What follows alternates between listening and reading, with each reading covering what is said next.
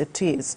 But how much impact would this really make? Because if you look at the statement coming from the defense headquarters, they're gunning for the leaders of this group because so as to ensure that lives and property perhaps are secured. Let me just summarize it that way.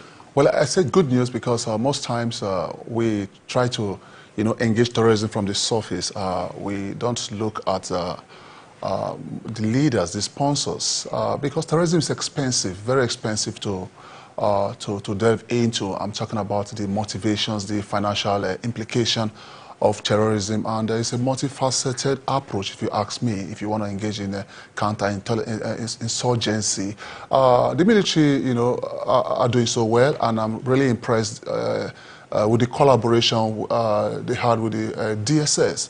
The DSS is one of the most respected intelligence agencies we have in Nigeria, and I believe they have the capability to, collaborate with the military, to engage the military, service the military with intelligence-driven operations.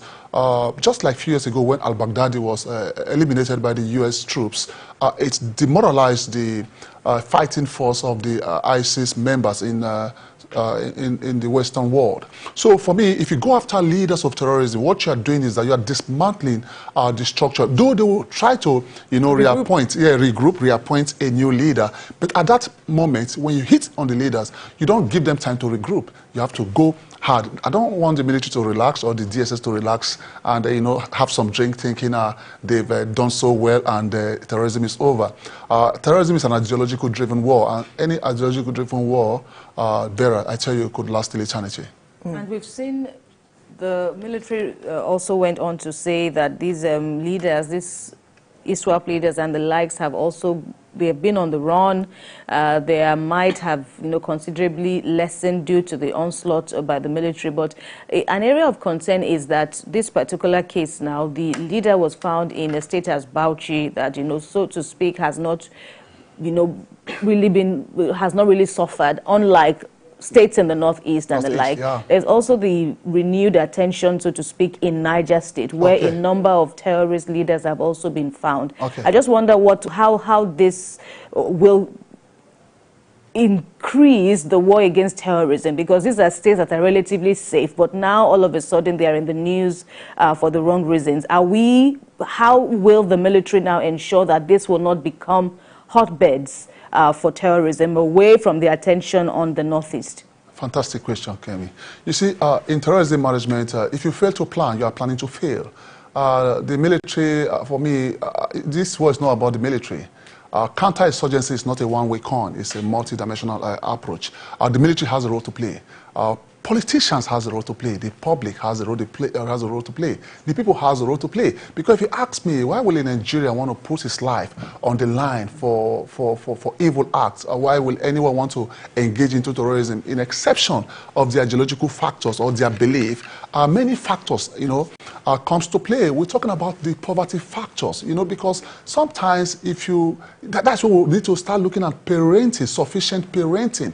Most of us that you see on air talking, or some people that are privileged not to dwell into crime, if you check the background, you'll find out that there is a sufficient parenting, from father and mother or father, whatever the case may be. But sufficient parenting is very important here in our own climate. That's why sometimes if you think you want to just start engaging people in terrorist acts, killing them, you will keep on killing. That is not the foundational factors. What you need to do is to look at what's led to this act. What are the causative factors? Why are people, delving into terrorism? I always say that, a child on the street is a potential threat to the state, to the government.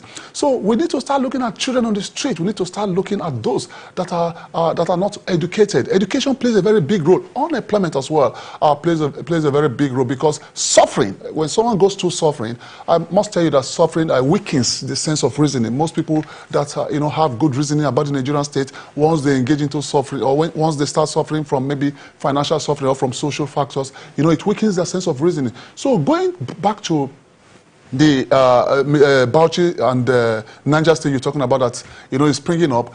These states are, Niger State, for example, is one of the largest states in Nigeria. What's about 76,000 square kilometers? Let me say about 30 the size of Lagos State. So what state governments need to start looking at is, hey, It's happening in Maiduguri.